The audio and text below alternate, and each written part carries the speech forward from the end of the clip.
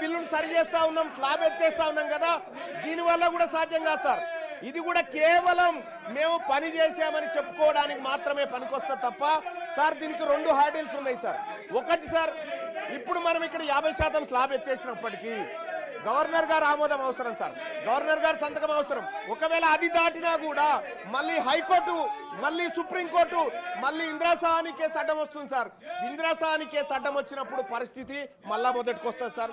ఆ రోజు మనం ఈ ప్రజలకు ఏం సమాధానం చెప్తాం సార్? 42% రిజర్వేషన్ ఇవ్వడంలో అన్ని పార్టీలు ఫెయిల్ అయిపోయినాయి, ఈ ప్రజలకు న్యాయం చేయడంలో అన్ని పార్టీలు విఫలమైనాయని చెప్పదలుచుకున్నామా సార్ ఈ బిల్లు ద్వారా?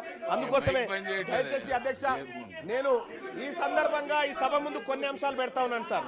ఈ రాష్ట్ర ప్రభుత్వం ముందు పెడతా ఉన్నా, గౌరవ ఆ శాఖ మంత్రివర్యులను కోరుతా ఉన్నా, మీరు 42% రిజర్వేషన్లకు అడ్డంకులు స్పష్టంగా మాకు కనిపిస్తా ఉన్నాయి.